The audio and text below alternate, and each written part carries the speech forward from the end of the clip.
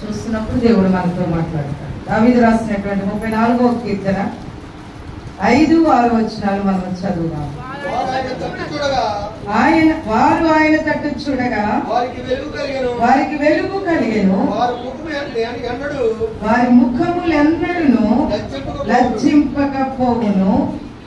ఈ దేవుడు మొరపెట్టగా యెహోవా ఆలకించెను, అతని శ్రమలన్నిటిలో నుండి ఆమె నివారణగా చెప్పండి. వారు ఆయన తట్టు చూడగా వారికి వెలుగు కలిగెను, వారి ముఖములెన్నడూను లజ్జింపకపోవును.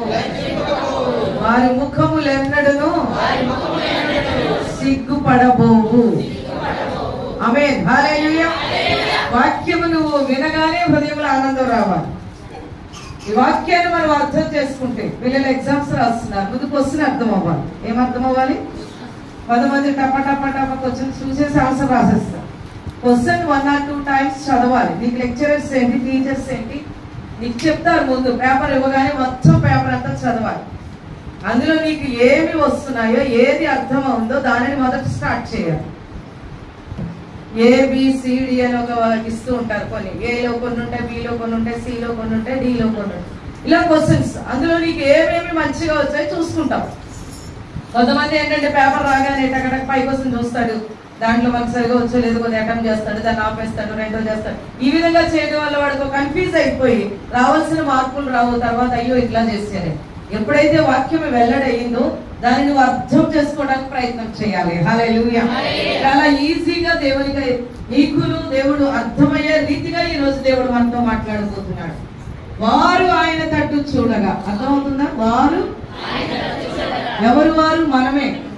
ఎవరి వైపు చూడాలి? ఏం కలుగుతుంది చెప్పాలి. ఎప్పుడైనా ఆలోచన చేసేవా, నేను దేవుని వైపు చూస్తున్నాను, దేవుని కృప కొరకు కనిపెడుతున్నాను, దేవుని సహాయం కొరకు ఎదురు చూస్తున్నాను, ఈ లోక సంబంధమైన వారి వైపు నా కనుదృష్టి లేదు అని ఎప్పుడైనా నువ్వు చెప్పగలుగుతున్నావా? ఒక ఆలోచన చేయండి. అస్తమాను మన కనుదృష్టి ఎవరిపై ఉంటది? ఎవరైనా ఏదైనా ఇస్తారా? ఎవరైనా సహాయం చేస్తారా? కానీ సహాయం చేసేవాడు ఎక్కడున్నాడు? అందుకనే దావీదు అంటున్నాడు, కొండల తట్టు నేను కనులెత్తుచున్నాను, నాకు సహాయం ఎక్కడ నుండి వచ్చి ప్రశ్న వేసుకున్నాడు. తర్వాత జవాబు అతనే చెప్తున్నాడు. ఏమని? యెహోవా వలననే. ఎవరి వలన?